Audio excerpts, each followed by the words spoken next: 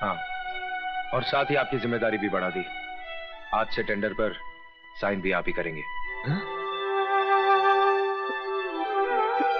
आप धन्य हैं मालिक, मेरी उम्र भी आप ही को लग जाए मालिक, मेरी उम्र भी आप ही को। बिजनेस हमने भी किया है बेटे, और अपने जमाने के बहुत बड़े बिजनेसमैन रहे हैं हम, लेकिन अपने बिजनेस को बढ़ाने के लिए हमने किसी के साथ घटिया चाल नहीं चली, जैसी तुमने विजय के साथ चली है। विजय विजय विजय, आखिर गायर के लिए आपके दिल में इतनी जगह क्यों है?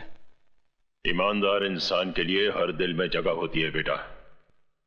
अगर तुम भी विजय की तरह कामयाबी हासिल करना चाहते हो तो जाओ और ईमानदारी के साथ सारे टेंडर्स विजय के नाम ट्रांसफर कर दो और उससे अपनी की हुई गलती की माफी मांगो। वो तुम्हें जरूर माफ कर देगा। पास कीजिए डैड, इसी तरह से उस दिन फंक्शन में आपने उसे आगे कर दिया था, और आज आप मुझसे कह रहे हैं कि मेरा करोड़ों का टेंडर मैं उसके नाम कर दूं। Why dad why? आखिर क्या लगता है वो आपका? आप चुप क्यों हैं? बताइए ना डैड, क्या लगता है वो आपका? राजा, होश में आओ। तुम जानते हो किससे जवाब तलब कर रहे हो? हाँ हाँ, बहुत अच्छी तरह से जानता हूं। मैं मिस्टर सी के ओबेरॉय से जवाब तलब कर रहा हूं, जो है तो मेरे पिता, मगर सुलूक दुश्मनों जैसा करते हैं। इससे पहले कि मेरा हाथ तुम पर उठ जाए, दूर हो जाओ मेरी नजरों से। ओह, तो नौबत अब यहां तक पहुंच गई है। उस विजय के लिए आप मुझ पर हाथ उठाएंगे, मुझ पर, अपने बेटे पर। तो मारिए, मारते क्यों नहीं? मारिए ना। राजा, अपने कमरे में चलो। तुम हट जाओ। शारदा, माँ, देख क्या रहे हो आप? डॉक्टर को बुलाओ। जी।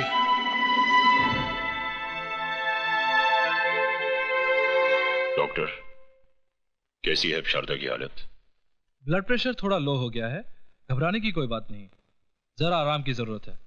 अच्छा, मैं चलता हूँ। जगत मामा, all India mill owners association के प्रेसिडेंट के इलेक्शन होने वाला है। ठीक है, तो ओबेरॉय साहब को खड़ा करके 50-60 पेटी अंदर कर लेते हैं। ओबेरॉय साहब इलेक्शन में खड़े होने के लिए तैयार नहीं है। ठीक है, तो उनको बिठा देते, विजय को खड़ा कर लेते। विजय तो राजी खुशी तैयार हो जाएगा। वो खुशी खुशी तैयार हो जाएगा और ओबेरॉय साहब पीछे पीछे रोते हुए तैयार हो ही जाएंगे। वो कैसे मामा? भैया, जिसे कोई नहीं पहुंचता उसे उसका पेट पहुंचता है, औलाद पहुंचती है। यहाँ पे हाथ में राजा का मरोड़ूंगा, दर्द ओबेरॉय साहब को होगा। ऐसे क्या देख रही हो शारदा? जो मांगोगी तो। और अगर बेटा कुछ मांगे तो क्या उसे भी मिलेगा? आओ बेटा आओ। क्यों नहीं, मांगो। क्या मांगते हो? इस पेपर पर साइन कर दीजिए। क्या ये? अरे, इस इलेक्शन के लिए मैं पहले मना कर चुका हूं। मैं इस मुसीबत में फंसना नहीं चाहता। हंस तो आप उसी दिन गए थे जिस दिन आपकी मुझसे शादी हुई थी। आधी जिंदगी तो मेरी खुशियों के लिए लुटा दी, आधी अपने बेटे के लिए लुटा दीजिए। ऐसी बात है? ठीक है, लाओ पेन।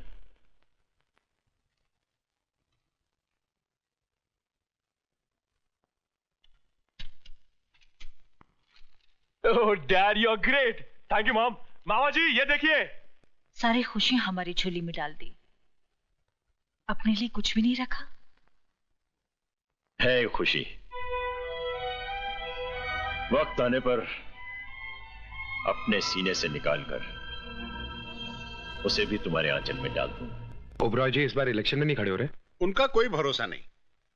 बीवी की बीमारी में इतना उलझ गए हैं कि हमारे मसलों को क्या सुलझाएंगे। अब डूबती नैया को बचाना सिर्फ आपके हाथ में है। हमें बचा लीजिए सरकार। ठीक है, बैठिए। लाइए, फॉर्म दीजिए। फॉर्म लो।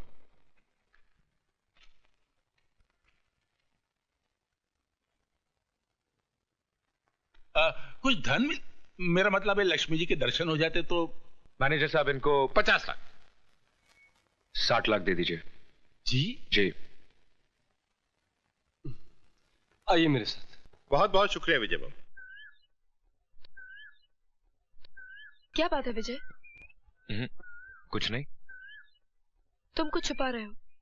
अरे भाई, कुछ नहीं। खाओ मेरी कसम। इतनी छोटी सी बात के लिए कसम क्या खानी?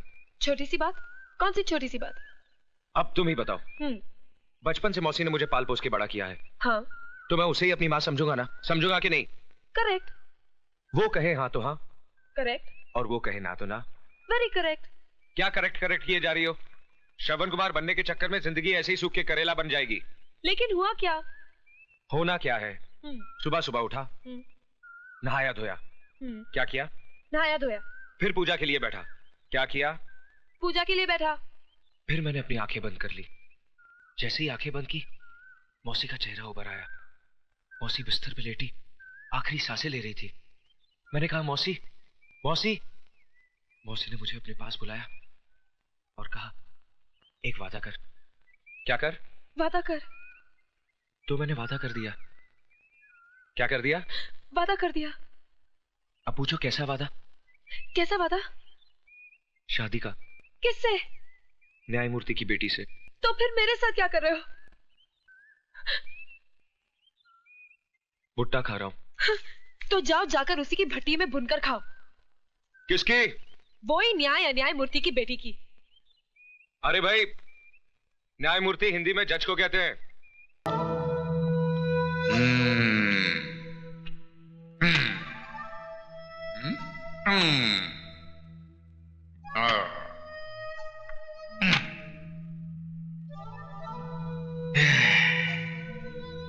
भांजे, तू फिक्र मत कर।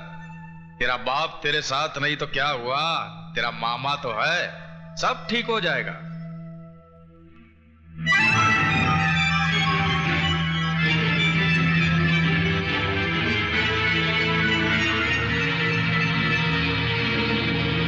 क्या खाक ठीक होगा मामा? ये तस्वीरें नहीं देख रहे हैं आप? देख भी रहा हूं और समझ भी रहा हूं भांजे। भांजे, दुनिया में सिर्फ 3 ही मामा खतरनाक साबित हुए हैं। एक कंस मामा, दूसरा शकुनी मामा और तीसरा ये जगत मामा। अब भांजे, तू मामा की चाल देख कि कैसे ये तस्वीर के साथ साथ रिश्ते के भी टुकड़े होते हैं। जज साहब, आज तो आप कमाल पे कमाल किए जा रहे हैं। आज आपका हर स्ट्रोक ऐसा गजब का पड़ रहा है कि सारे बॉलों को उड़ाते फिर भी आपका बॉल सीधा पॉकेट में जा रहा है। अरे सक्सेना साहब, अमरनाथ जी सिर्फ खेल में ही नहीं, सोसाइटी में भी ऐसे ऐसे स्ट्रोक्स लगाते हैं कि बड़ी बड़ी हस्तियां इनके पॉकेट में रहने लगी है। अच्छा, ऐसी कौन सी बड़ी हस्ती है, जरा हमें भी तो पता चले। मामा जी शायद ओबेराय साहब और अपने भांजे राजा की ओर इशारा कर रहे हैं, जिनके साथ जज साहब की बेटी का रिश्ता तय हुआ है। ओ कपूर, क्या तुम जज साहब को अपने स्टैंडर्ड का समझते हो? हैं? अरे भाई, इनका दिमाग हमारे दिमाग से 100 साल आगे है। इनकी बेटी की शादी मेरे भांजे राजा के साथ नहीं, विजय कुमार के साथ तय हुई है। विजय कुमार? माना विजय कुमार शहर का बहुत ही बड़ा बिजनेसमैन है, पर कोई इज्जतदार आदमी विजय कुमार को अपना दामाद कैसे कबूल कर सकता है? अरे इबादत मियां, अब काहे छिलके उतारने के फेर में हो? जानते नहीं पैसे में बड़ी ताकत होती है, वो बड़े से बड़ा दाग धो देती है। और फिर जज साहब ने भी तो कुछ सोच समझ कर ही फैसला किया होगा। भाई, मैं तो अपनी बेटी का हाथ किसी कंगाल के भी हाथ में देने को तैयार हो जाऊंगा, मगर किसी ऐसे हरामी के हाथ में नहीं, जिसके नाम माँ बाप का पता हो न जात पात का।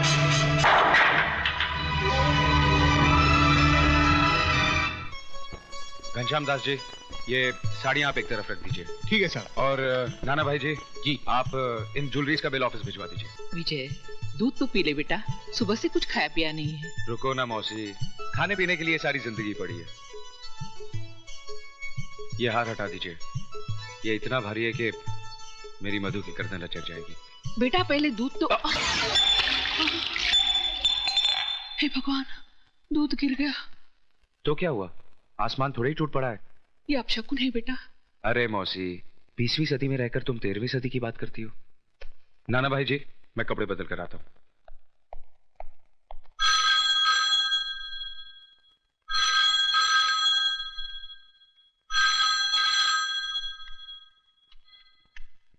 हेलो, मैं जज अमरनाथ बोल रहा हूं। बोलिए जज साहब, मैं विजय की मौसी बोल रही हूँ। शगुन का सामान तो वापस मिल गया होगा। वापस? मैं समझी नहीं। मैंने ये रिश्ता तोड़ दिया है।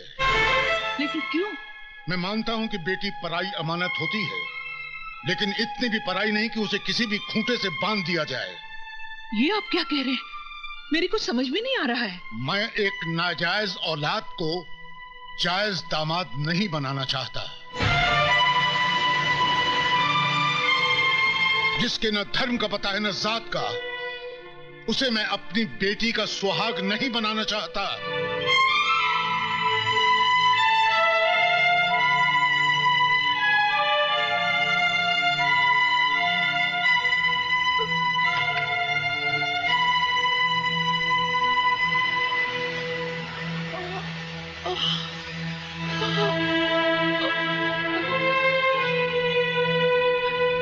मौसी जी, ये साड़ियाँ कहाँ रख दूं? बाहर कचरे के डिब्बे में। जी? तुमने सुना नहीं? ये सब उठा के ले जाओ यहाँ से, फेंक दो इन्हें घर से बाहर। मौसी, ये क्या कह रही हो तुम? मुद्दतों के बाद तो खुशी की एक किरण घर में आई है, उसे भी बाहर फेंक देना चाहती हो तुम? क्यों मौसी, क्यों? काश मैंने तुझे अपनी कोख से जन्म दिया होता। जन्म नहीं दिया तो क्या हुआ? पाला तो है तुमने। यशोदा देव की नहीं बन सकी कभी। कौन कहता है? ये दुनिया। मैं नहीं मानता इसी दुनिया को। इसी दुनिया में अमरनाथ भी रहते हैं।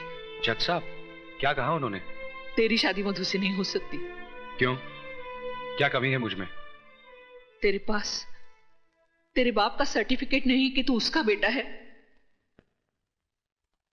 तू जायज नहीं, नाजायज है।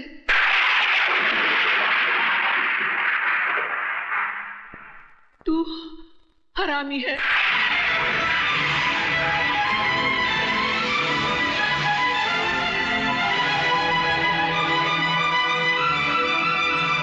साहब, ये सामान जज साहब ने वापस भेजा।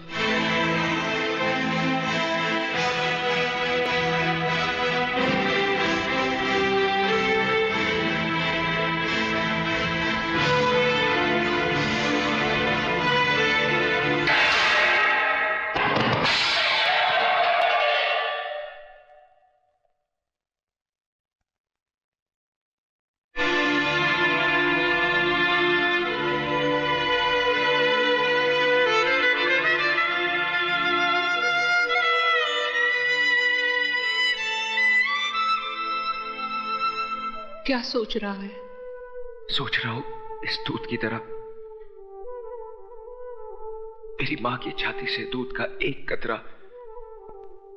जमीन पे ना गिरकर मेरे मुंह में गिर गया होता तो आज मुझे कोई हरामी ना कहता, नाजायज ना कहता। वाकई दूध का गिरना अपशगुन होता है, बहुत बड़ा अपशगुन। बहन जी, आपने मेरी बेटी का रिश्ता मंजूर करके मेरी इज्जत रख ली। आपका यह एहसान मैं जिंदगी भर नहीं भूलूंगा। नमस्ते।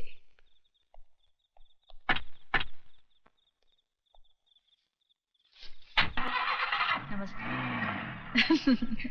चल चुप हो जा, तेरे पापा को फोन करती हूँ। I love you. चल। लो ये आ गए।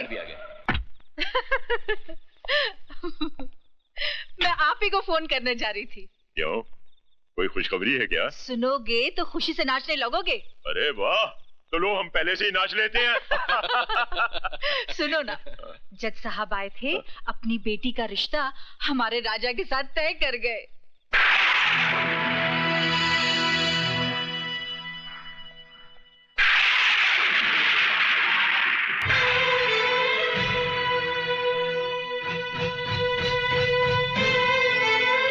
क्यों आई है यहाँ? आपसे भीख मांगने। भीख में इंसान 2 पैसे या 2 रोटी देता है, अपने जिगर के टुकड़े या अपने खानदान की इज्जत नहीं देता। जज साहब, मैंने विजय को अपनी कोख से जन्म तो नहीं दिया, लेकिन अपनी छाती से लगाकर उसे पाला जरूर है। मैं उसके स्वभाव को अच्छी तरह से जानती हूँ। उसके दिल की धड़कनों को मीलों दूर बैठकर मैं सुन सकती हूँ। अगर उसे मधु का प्यार नहीं मिला तो वो खुद को मिटा देगा। जज साहब, वो खुद को मिटा देगा। जो इंसान पाप के बीच से पैदा हुआ हो उसका मर जाना ही बेहतर है। डैडी, विजय की जिंदगी कोई आपकी अदालत का मुकदमा नहीं है जिसका फैसला जब चाहा आपने सुना दिया। वो मेरा प्यार है, मेरा सुहाग है। आपको कोई हक नहीं है कि मेरे माथे से विजय के नाम का सिंदूर मिटा दे। मधु! चिल्लाकर आप हमारे प्यार की आवाज को दबा नहीं सकते। हमने मोहब्बत की है और इस आग को जो भी बुझाने की कोशिश करेगा वो खुद जलकर राख हो जाएगा। मारिए और मारिए, आप आपका हक वसूल कीजिए और मैं महबूबा का फर्ज अदा करूंगी। मैं तुझे जिंदा नहीं छोड़ूंगा।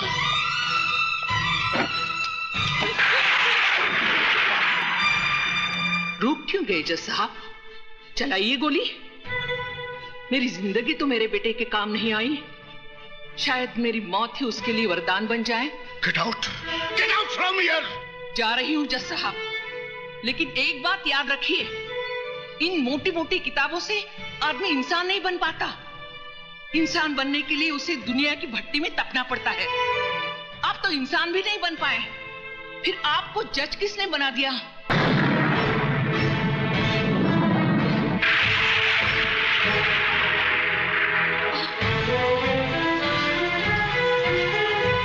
क्या हुआ मौसी? कुछ नहीं, घर ले चल मुझे। मौसी तो घर में नहीं है, वो तो जज साहब के यहाँ गई हैं। जज साहब के यहाँ? जी हाँ। साहब मौसी। क्या हुआ मौसी को? मौसी बाहर गाड़ी में साहब। बाहर गाड़ी में? जी।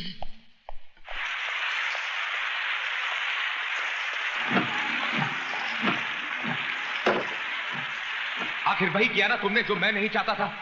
टेक दिया ना उस मगरूर जज के कदमों में अपना माथा, जिसने हमारी पगड़ी को ठोकर मारकर उछाला था।